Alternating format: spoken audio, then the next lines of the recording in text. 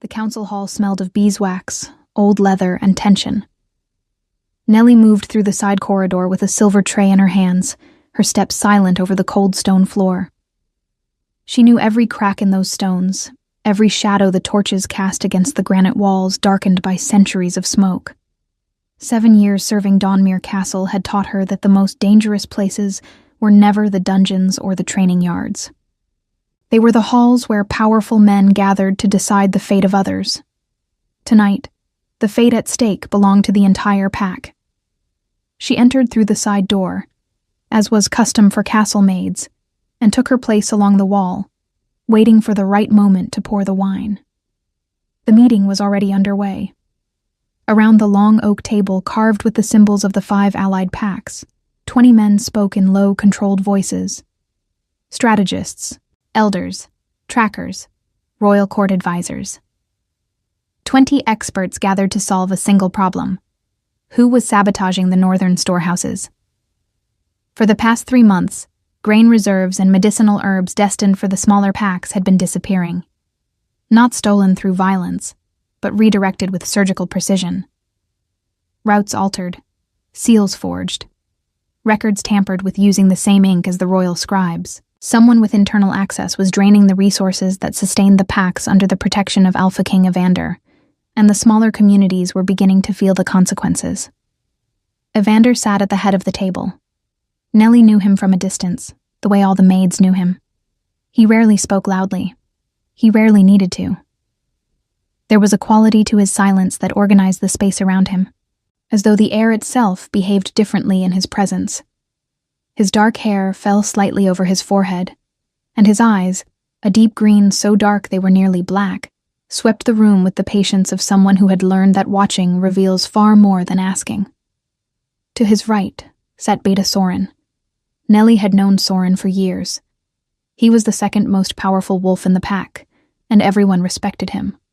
Tall, broad-shouldered, with amber-colored hair and a smile that always arrived a half-second before his words. Competent, loyal, articulate. He was the one who coordinated supply routes, signed transfer records, and held unrestricted access to the pack's official seals. Tonight, he was presenting the findings of the expert panel. After thorough analysis of the records from the past 3 months, Soren said, his voice steady, his eyes fixed on the map spread open across the table. We have concluded that the diversion occurs between the 3rd and 5th stopping points along the northern route. Our trackers identified signs of unregistered wagons near the Holt Forest.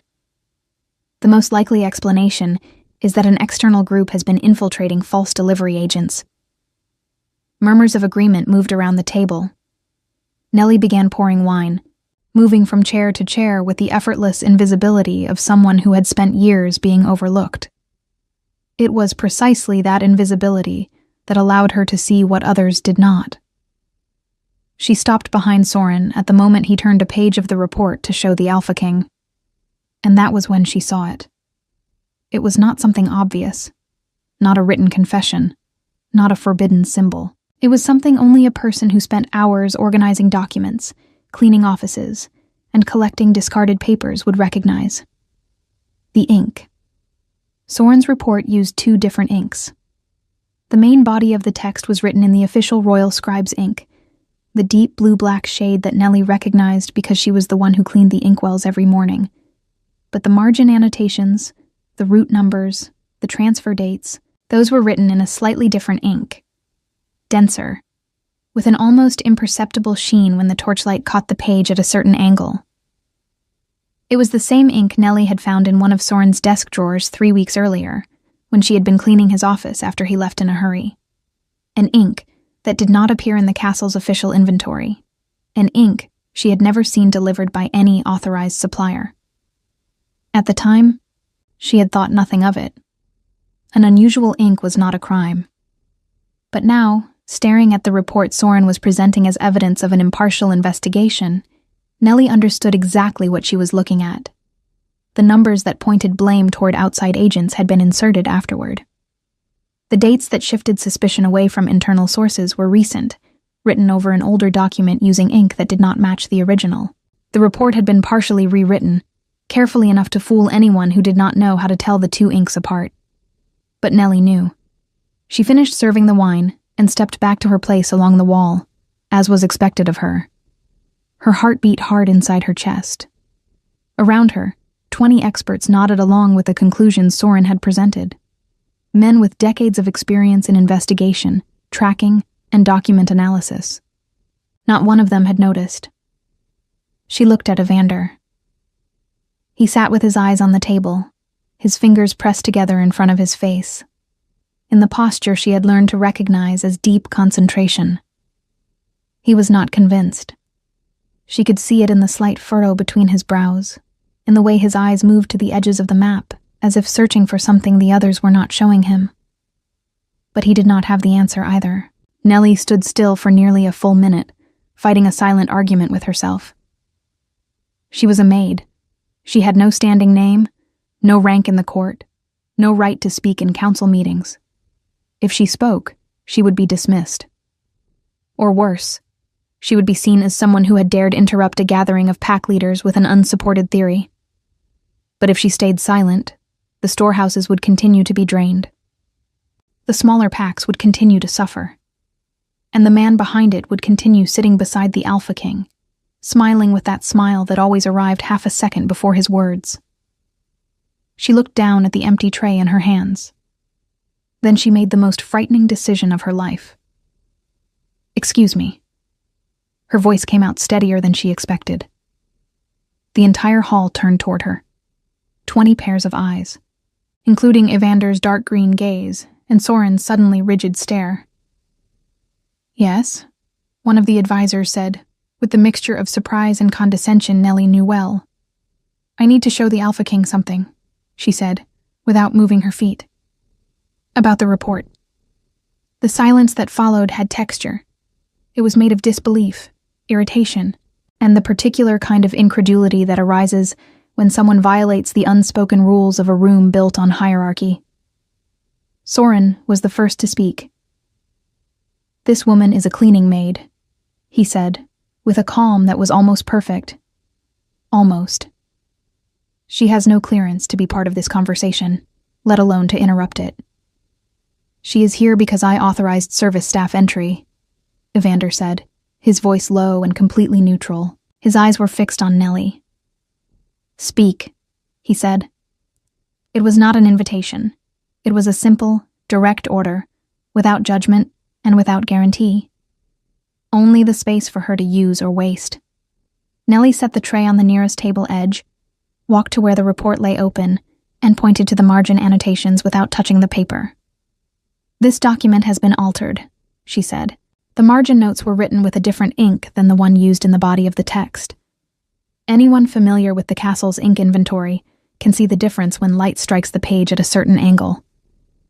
She kept her eyes on the report, not on Soren. "The ink used in those annotations is not in the official inventory. I saw a vial of that same ink in the Beta's office 3 weeks ago." The silence this time had a different quality. It was the silence before a storm. Soren let out a short, controlled laugh. "This is absurd," he said, and there was something in his voice now that was no longer merely condescension. It was urgency dressed as outrage. "Alpha King, this woman is clearly confusing common office supplies with some conspiratorial fantasy. We cannot allow—" "Bring a second light source," Evander said. No one moved for a moment. "Now," he said, in the same quiet tone as before, but carrying a weight that made 2 men rise from their chairs simultaneously. An additional torch was brought forward.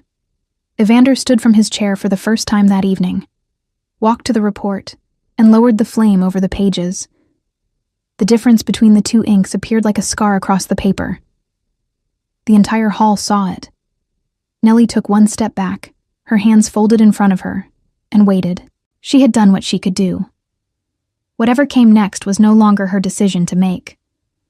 But as she waited, she felt Evander's gaze settle on her, with an attention that was uncommon. It was not the look of someone examining a maid who had spoken out of turn. It was the look of someone seeing a person for the very first time. The torch burned steadily above the open report, and no one in the hall spoke. The two inks were unmistakable now. Side by side under the doubled light, the difference was plain enough that even someone who had never touched a quill in their life could see it. The body of the report, written in the deep blue-black of the royal scribes, sat in sharp contrast against the margin annotations, which carried a denser, slightly greenish sheen that caught the light differently. Two separate documents merged into one, stitched together with enough care to deceive anyone who was not looking for it. 20 experts had not been looking for it. A maid who cleaned inkwells every morning had been. Evander straightened slowly and set the torch back in the hands of the guard beside him. He did not look at Soren immediately.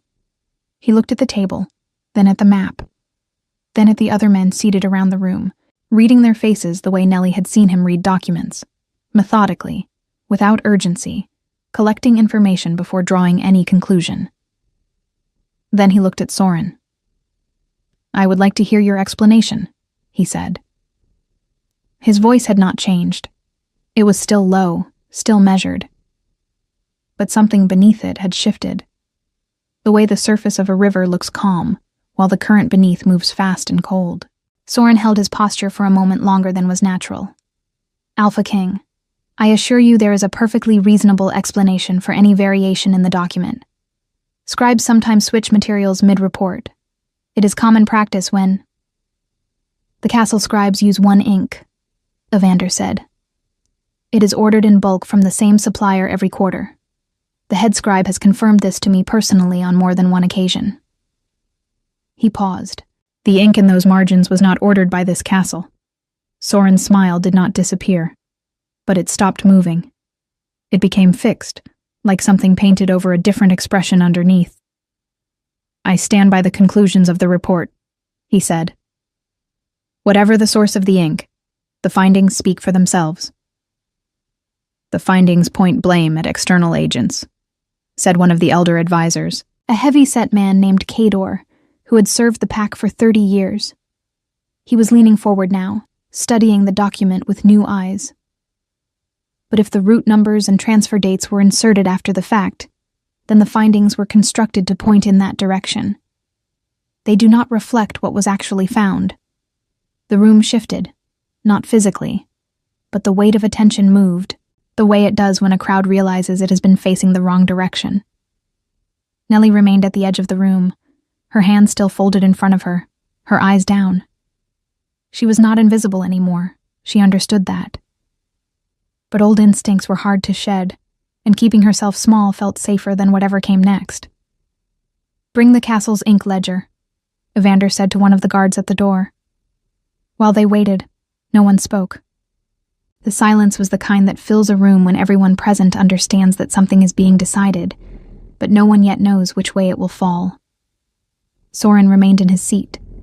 His hands were flat on the table, perfectly still, which Nellie noticed because stillness of that kind requires effort. Natural stillness does not look like control. His did. The ledger arrived.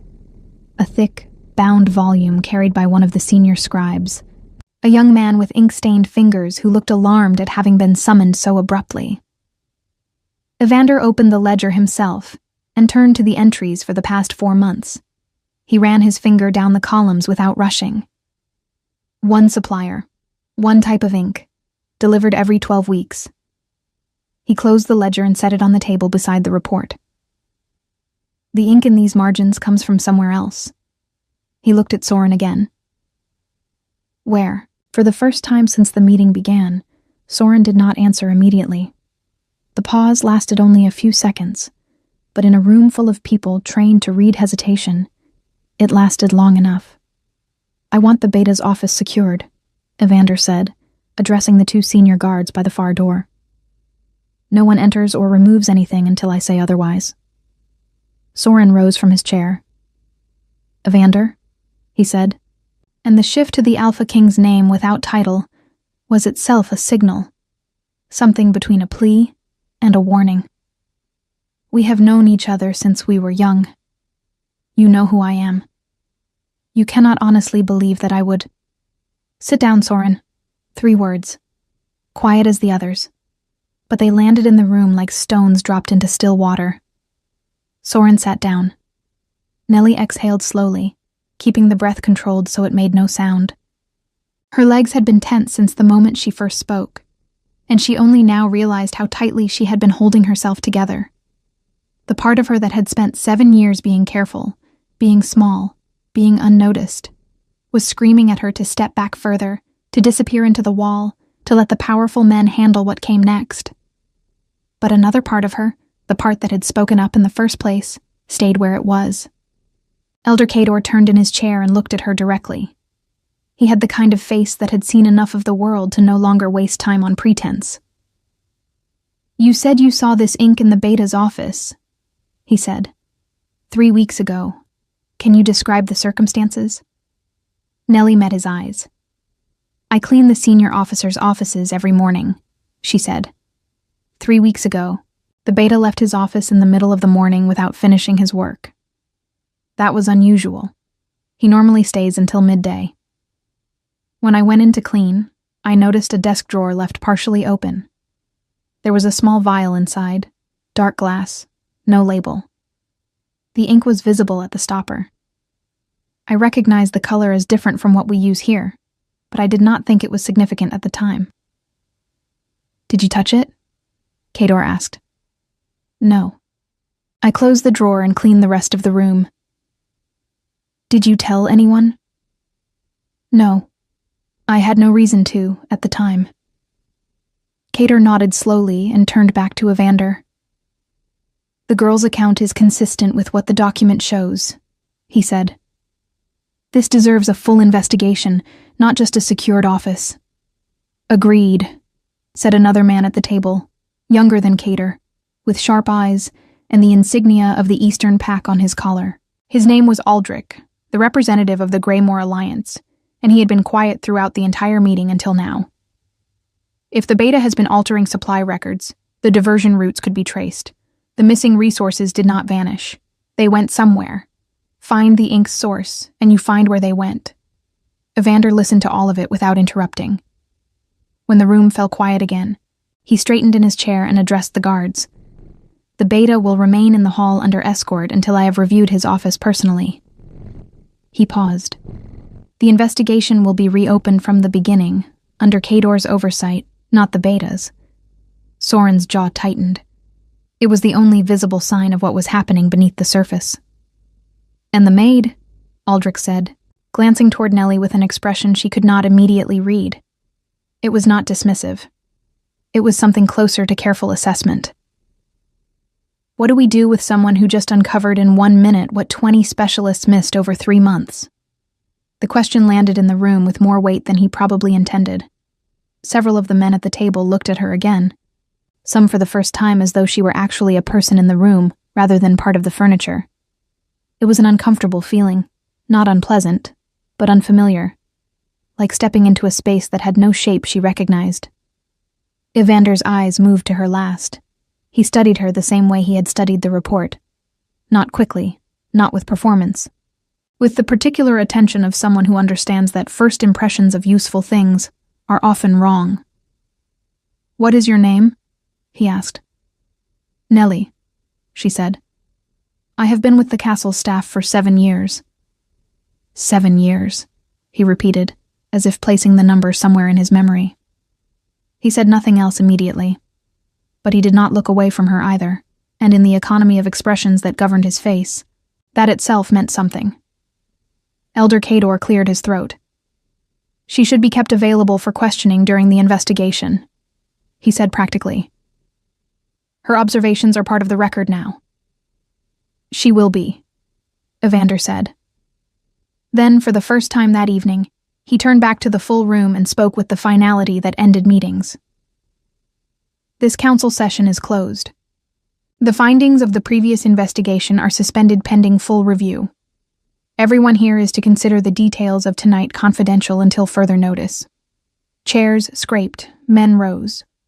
The low sound of voices returned to the room in careful, subdued tones as the experts who had missed what a maid had caught in 60 seconds began the quiet work of rearranging their understanding of the situation. Nellie picked up her tray from the side table and walked toward the service door.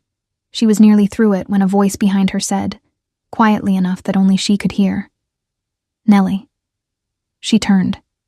Evander had not moved from his place at the head of the table. He was looking at her across the length of the room, and the expression on his face was not gratitude, not yet, and not surprise either. It was something more measured than both. "You did the right thing," he said. She held his gaze for exactly as long as it took to understand that he meant it. Then she stepped through the door and into the corridor, where the cold stone and the familiar smell of wax and wood smoke closed around her like something she had always known. But she was not entirely the same person who had walked in. The investigation began before dawn. Nellie knew this because she was awake before dawn, the way she always was. 7 years of early mornings had built a rhythm into her body that no amount of extraordinary events could interrupt.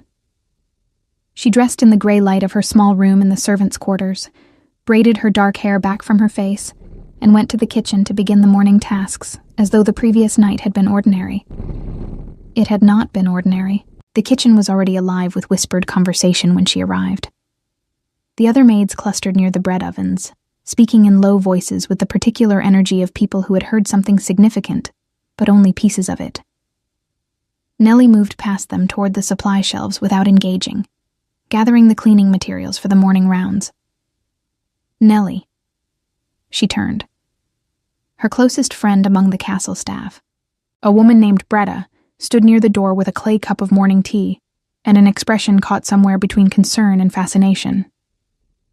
Bretta was a few years older than Nellie, broad-faced and steady, with the kind of calm that came from having survived enough difficult things that new ones no longer rattled her easily. "I heard what happened last night," Bretta said quietly, handing her the tea. "All of it, or close enough." "Word travels fast," Nellie said. "In this castle, it travels before the people do." Bretta studied her face. "Are you all right?" "I am fine." "You interrupted a council meeting and accused the Beta of document fraud." "I pointed out a discrepancy in the ink," Nellie said carefully. The Alpha King drew the conclusions. Bretta gave her a long look. "Same thing, from where I stand." She paused. "Soren is being held in the East Wing. 2 guards on his door. The steward told me himself not an hour ago." Nellie wrapped both hands around the clay cup and let the warmth settle into her palms. "Then the investigation is moving," she said. "It is. And apparently Elder Kador has requested that you be made available for questioning at any point during the review." Bretta tilted her head slightly. "Which means you are no longer just a maid in someone's eyes." "I am still a maid." "You are a maid, who the Alpha King addressed by name in front of 20 council members," Bretta said. "In this place, that is not nothing." Nellie drank her tea and said nothing more, but she thought about it as she moved through the morning, collecting linens, carrying water, restoring order to rooms that had been used the night before. She thought about it in the way she thought about most things, carefully, from multiple angles, without rushing toward a conclusion.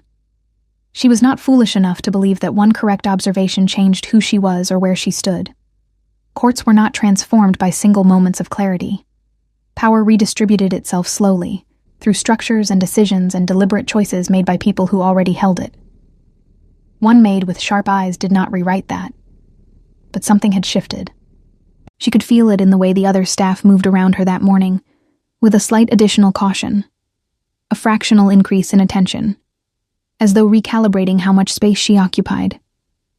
She was in the upper corridor near the library wing, replacing candles in the iron holders along the wall, when she heard footsteps behind her that did not belong to anyone from the servant staff. The stride was too even, too unhurried, carrying the particular weight of someone who had never learned to move quietly, because they had never needed to. She turned before he spoke. Evander was alone, which surprised her. Alpha Kings did not typically walk the upper corridors without escort during an active investigation.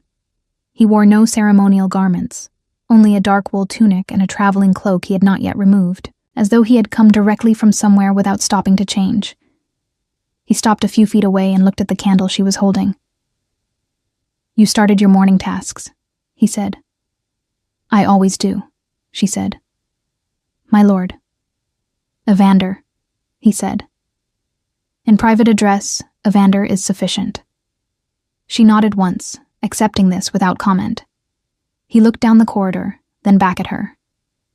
I have come from Soren's office, he said. We found the vial you described. Dark glass, no label. The ink matches the margins of the report. Nellie set the candle carefully into its holder. Is there more? She asked. Enough, he said.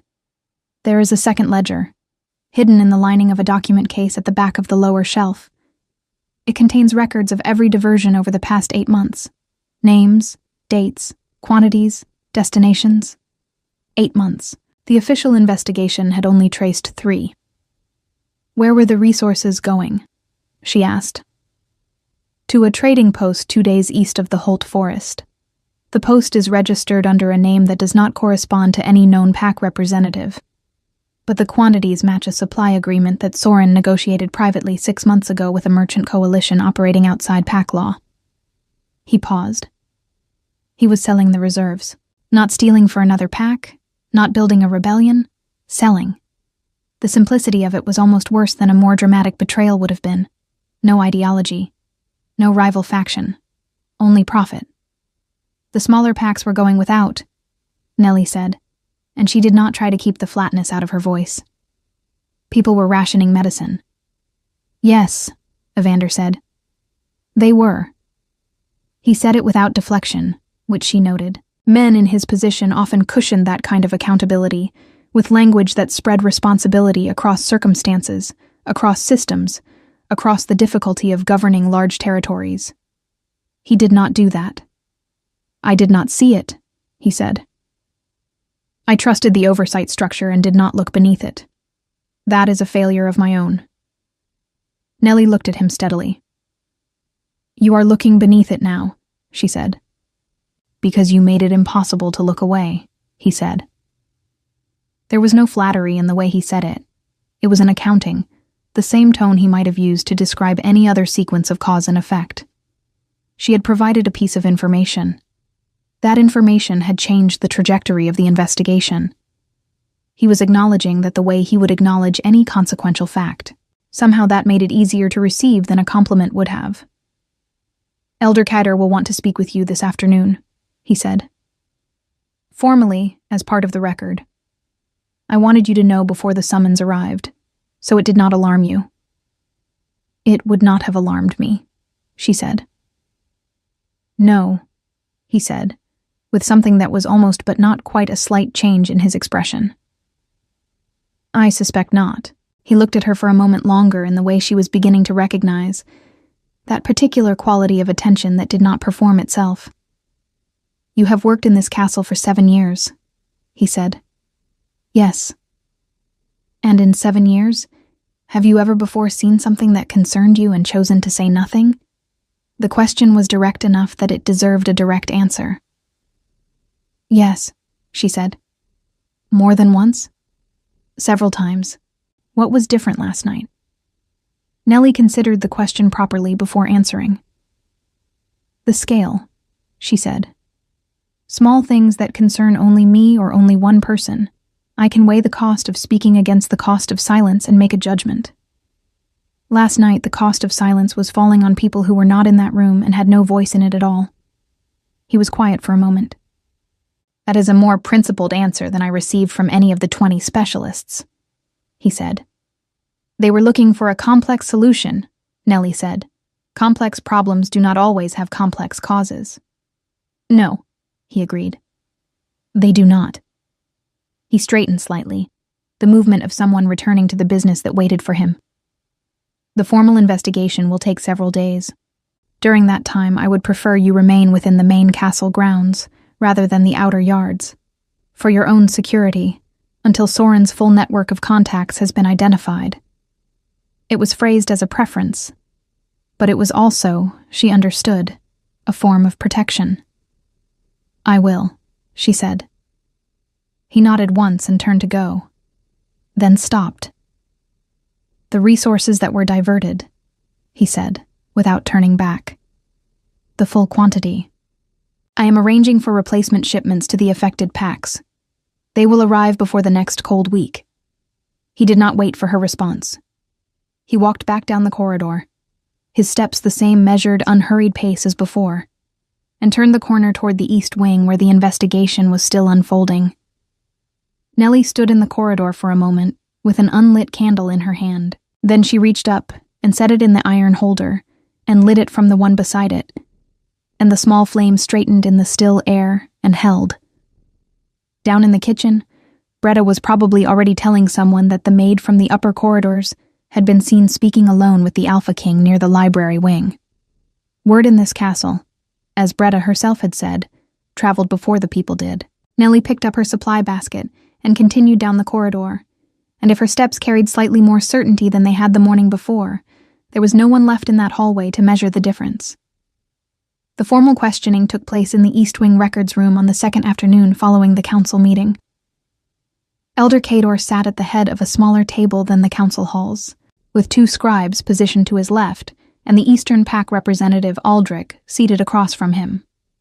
The room was narrow and lined with shelves of bound documents, smelling of old paper, and the particular dryness of spaces where windows were kept small to protect the records from weather. A single wide torch bracket on the wall provided the light. Nellie sat in the chair they indicated and answered every question without hesitation. She described the morning she had found the vial. She described its position in the drawer, the color of the glass, the consistency of the ink at the stopper. She described the report as she had seen it the night of the council meeting, the angle of the torchlight, the difference in sheen between the two inks. She described her 7 years of daily contact with the castle's official ink supply, and why that familiarity had made the anomaly visible to her when it had not been visible to others. Cador listened with the focused stillness of someone who had conducted enough inquiries to know that the quality of a testimony was not measured by its drama, but by its internal consistency.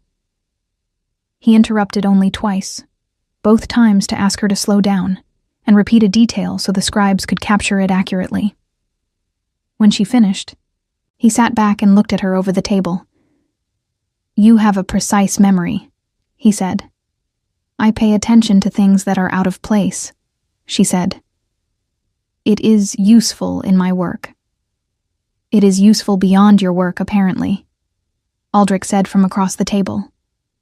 He had the manner of someone who formed opinions quickly, and was not overly concerned about whether other people agreed with them. A vial of foreign ink in a desk drawer is the kind of detail most people would file away as unimportant and forget within a week. "I remembered it because it was inconsistent," Nellie said. "The Beta's office is orderly. He is a precise man." An unlabeled vial of unknown ink left in a partially open drawer did not fit the pattern of how he maintains that space. Aldrich exchanged a brief look with Cador. She observed his organizational habits as part of her cleaning routine, Cador said, as though confirming a thought rather than asking a question. "Yes," Nellie said. "Over time you learn the patterns of the spaces you maintain. When something breaks a pattern, it stays in your memory even when you do not know yet why it matters." Cador wrote something in his own notes, separate from the scribe's record. Then he set down his quill. "The second ledger found in the Beta's office has been partially decoded," he said. "The delivery destinations confirm what the Alpha King outlined to you yesterday. 8 months of systematic diversion, routed through an unregistered trading post. The quantities are significant." He paused. "Without your testimony, we would have followed the falsified report's conclusions for weeks, possibly longer. The external agents the report blamed do not exist. We would have been searching for phantoms while the real trail went cold." Nellie kept her hand still on the table. "Is the trail cold now?" she asked. "No," Aldrich said, "because we caught it before Soren had any warning to cover the final connections. The trading post has been identified. The merchant coalition is being located." He tilted his head slightly. "The trail is very much alive."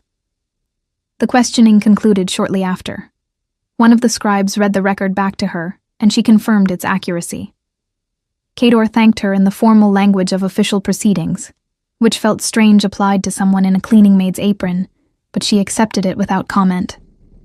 She was in the corridor outside the records room, reorienting herself toward the afternoon tasks still waiting, when Aldrich fell into step beside her. "I will walk with you a moment," he said, not as a request. She adjusted her pace to allow it. "You are not from a pack family," he said. "No," she said. "I came to Dawnmere as a child with no pack affiliation. My parents held no rank." "And in 7 years you have remained in the servant staff?" "Yes." "By choice or by circumstance?" She considered the question. "Both," she said honestly. "The work suited me. I am good at being unnoticed, and the castle needed people who were good at that." "The castle also needs people who are good at being noticed at the right moment," Aldrich said. "That is a rarer skill."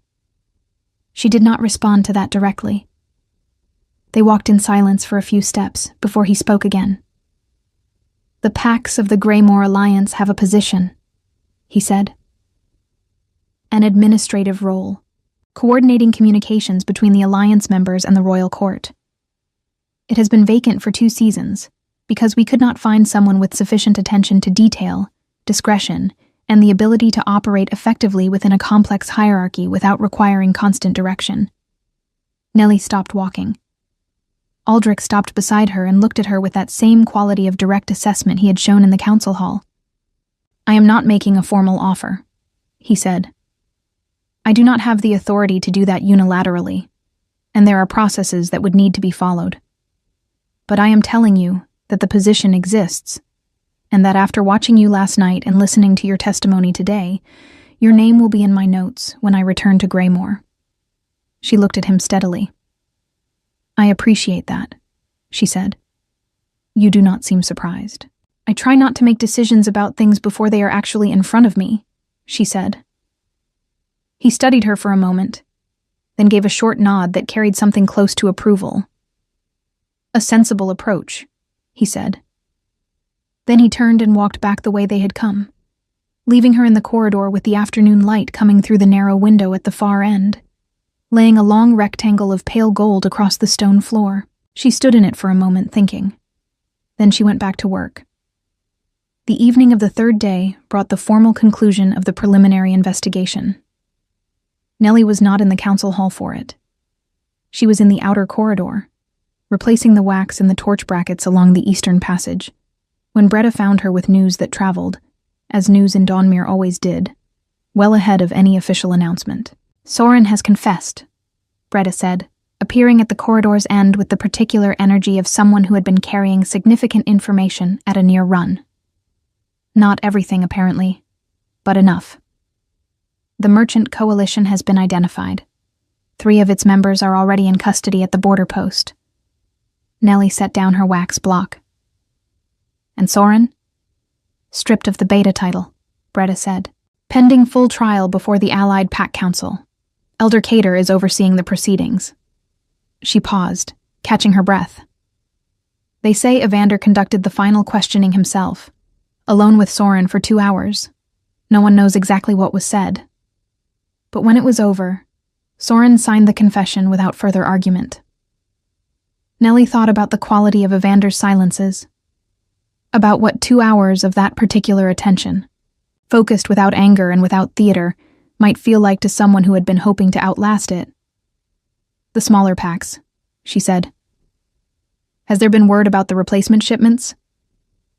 "First wagons left this morning," Breda said, and her voice softened slightly.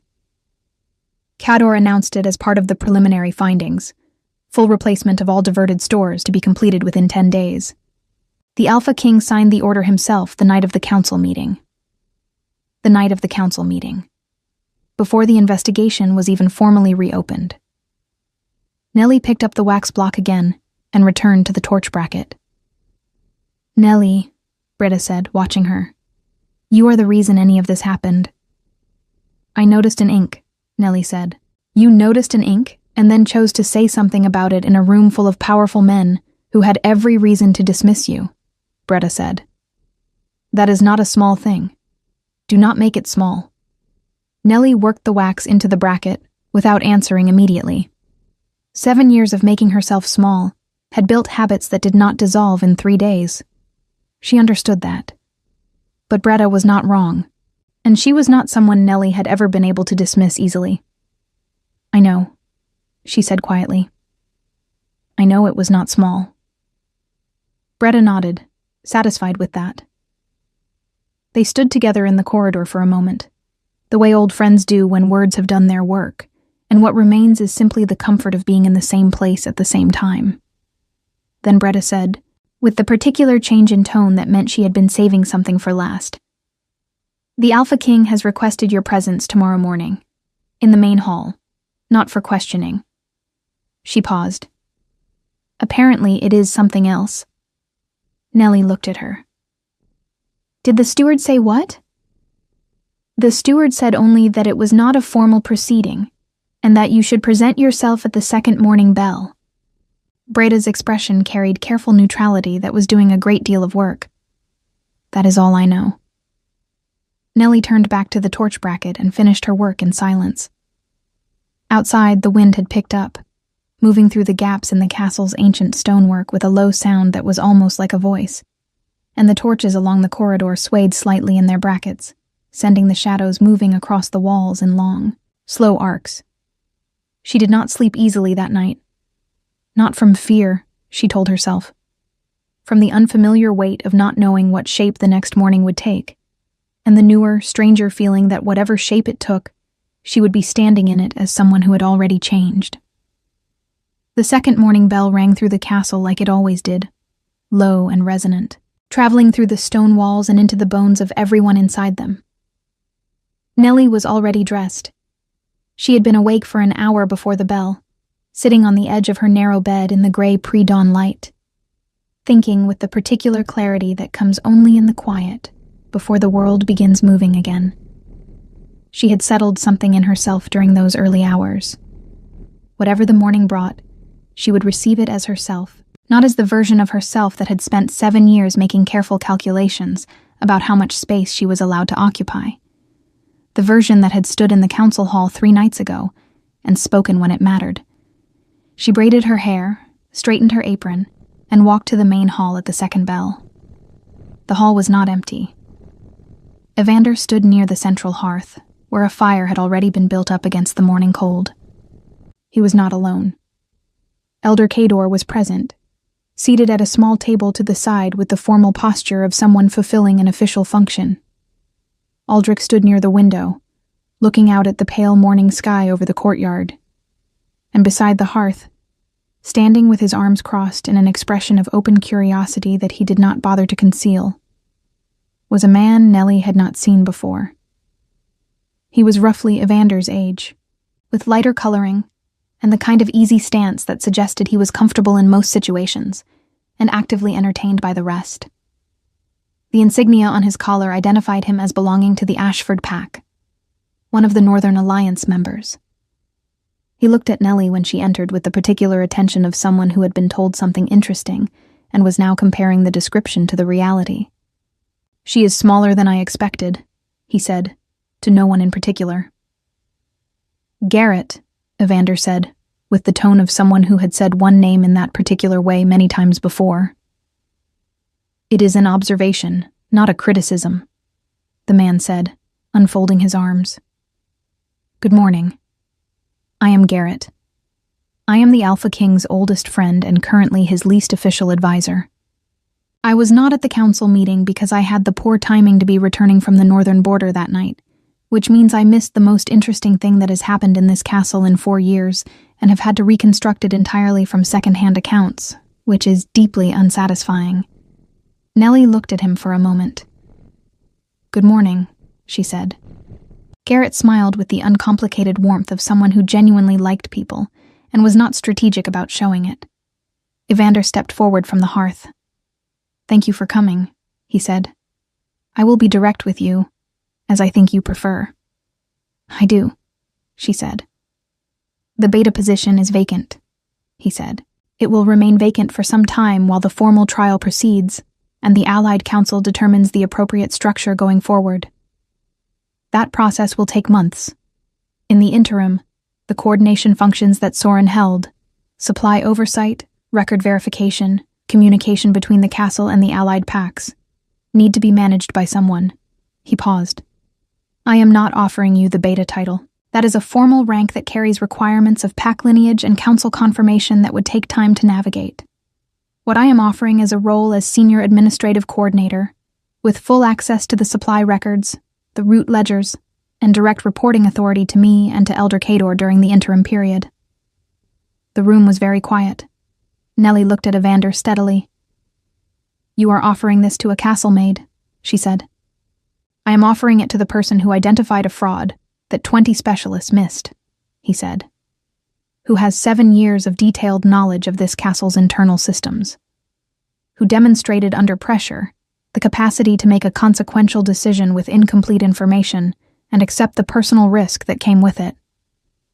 He paused. The title on the door matters less to me than the quality of the person behind it. Elder Kador spoke from his seat at the side table. The offer has been reviewed and approved by the Allied Council representatives present, he said formally. It is a legitimate administrative appointment, with documented authority and defined responsibilities. Aldrich turned from the window. My endorsement is part of that approval, he said, for what it is worth. Nellie took a slow breath. She thought about 7 years of stone corridors and ink ledgers and early mornings. She thought about the night she had stood in the council hall with an empty tray in her hands and made the most frightening decision of her life. She thought about the smaller packs, the ones whose names she did not know, whose children had been rationing medicine because a man with a carefully maintained smile had decided their welfare was a resource he could sell. She thought about what Brita had said in the corridor. Do not make it small. I accept, she said. Garrett exhaled loudly. Good, he said. Because Kador has been staring at those supply ledgers for 2 days, and I think 1 more hour of it might actually finish him. Garrett, Kador said, with the patience of a man who had been applying that same patience to the same person for a very long time. I am being supportive, Garrett said. Evander looked at Nellie with an expression that was as close to relieved as she suspected his face typically allowed itself to be. You will begin this week, he said. Kador will walk you through the current state of the records. The most urgent task is reconstructing the accurate supply history for the past 8 months, identifying every point where the records were altered, and establishing the true baseline before the replacement shipments are logged. I can begin today, she said. Today, he repeated, and this time there was no question in it. The weeks that followed were the hardest and most absorbing of Nellie's life. The supply records were a layered document of deliberate deception, 8 months of careful falsification woven through legitimate entries in a way that required patient, methodical unraveling. Nellie worked through them with Kador in the mornings, and alone in the afternoons, cross-referencing the hidden ledger found in Soren's office against the official castle records, building a complete and accurate picture of everything that had been taken and where it had gone. Brita brought her tea at intervals and did not ask many questions, which was its own form of support. The trial of Soren took place 6 weeks after the council meeting, before the full Allied Pack Council convened in Donmir's Great Hall. Nellie was called to give testimony as part of the official record. She sat in the same room where she had first spoken, at a table this time rather than along the wall, and answered every question put to her with the same precision she had brought to everything since that night. Soren sat across the hall with his council-appointed representative. He looked older than he had at the council meeting, diminished in the particular way that people become when the structure they relied upon to appear powerful has been removed. He did not look at Nellie during her testimony. The council found him responsible on all charges. The Merchant Coalition members received separate judgments through the border jurisdictions where they had operated. The trading post was permanently closed, and its assets seized and redistributed to the affected packs. It was not a dramatic ending. It was a procedural one, which was in many ways more thorough. The replacement shipments reached every affected pack within the promised 10 days.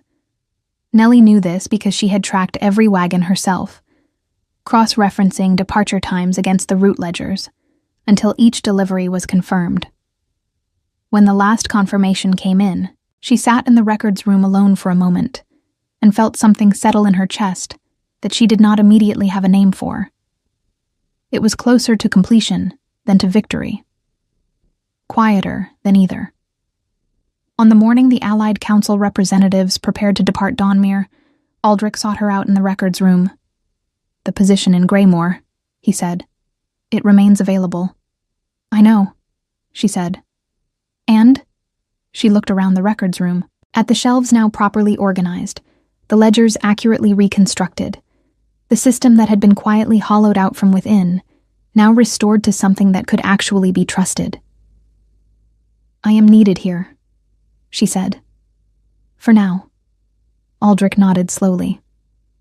"For now," he repeated, in a tone that understood the phrase was not a permanent answer. "If that changes," she said, "I will find a way to let you know." He accepted that and left without ceremony, which she appreciated.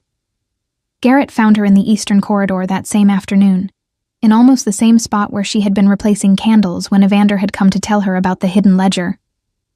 "He is not good at saying things," Garrett said, without preamble, falling into step beside her. She looked at him. "The Alpha King," Garrett said. "He is precise, and he is fair, and he is genuinely one of the best leaders I have known in my life. But the territory between what he thinks and what he says out loud is considerable, and sometimes the people around him do not realize that the thinking is happening at all." "I have noticed he is precise," Nellie said carefully. "He respects you," Garrett said. "More than that, he trusts your judgment, which is something he extends to very few people and never quickly." He paused. "I am telling you this because I think you should know it, and because he will not say it in those words, probably ever." Nellie considered that. "Thank you," she said. Garrett nodded, satisfied, and turned back the way he had come. She continued down the corridor. At the far end, where the passage opened onto the upper balcony overlooking the castle's inner courtyard, Evander was standing at the stone railing, looking out at the yard below, where the departing delegations were preparing their horses. He did not turn when she approached, but the slight shift in his posture indicated he had heard her. She stood beside him and looked out at the courtyard. "The last confirmation came in this morning," she said. "All replacement shipments delivered." "I know," he said. "Kador told me." They stood in silence for a moment. Below, horses moved and voices called instructions across the yard, and the pale winter sun made the old stone of the castle walls look almost warm. "You could have stayed silent that night," he said. "Most people would have." "I know," she said. "What you built in that records room over the past 6 weeks," he said, "is more reliable than anything we have had in 3 years. The system is transparent now. Auditable." He paused. "That matters more than the trial did." "The trial mattered," she said. "Yes," he said. "But it looked backward. What you built looks forward." She thought about that. Below in the courtyard, Aldrich's horses moved toward the gate. Garrett appeared at the yard's edge and said something to one of the departing guards that made the man laugh unexpectedly. Brett across the yard with a basket of provisions for the road, efficient and unhurried, as she always was. "I would like you to stay," Evander said. "Not as an interim appointment. Permanently. As part of the council's administrative structure, with full standing." She looked at him. His eyes were on the courtyard, but the attention behind them was directed at her answer. "Full standing," she said. "Your own seat at the table," he said. "Your own voice in the decisions that affect what you have spent 6 weeks reconstructing." She thought about the narrow room in the servants' quarters. About 7 years of gray mornings and invisible work, and the accumulation of knowledge that everyone around her had consistently failed to recognize as knowledge at all. She thought about a council hall, and a silver tray, and 2 inks that should not have existed in the same document. "Yes," she said. "I will stay." He turned and looked at her then, directly, in that way that gave nothing unnecessary, but withheld nothing true. "Good," he said. It was a simple word, but it carried the particular weight of someone who had chosen it carefully from among several others, and decided it was the most honest one. Below, The last of the delegations passed through the castle gate. The courtyard grew quieter. The winter sun moved a fraction across the sky, and the shadows on the old stone walls shifted with it, slow and certain, the way things move when they are settling into a new position and intend to hold it. Nellie stood at the railing beside the Alpha King of Dawnmere and watched the gates close on the world that had, until 6 weeks ago, contained the entire shape of her life. Then she turned toward the records room, where the work was already waiting, and walked back to it with the steady step of someone who knew exactly where she was going. Behind her, she heard Evander follow. The castle carried on around them, ancient and unhurried, as it had for centuries before, and would for centuries after, full of corridors that smelled of wax and wood smoke, full of torches that needed tending and ledgers that needed keeping, and decisions that needed to be made by people who were paying close enough attention to make them well. Nellie was paying attention. She always had been. Now, finally, the right people knew it.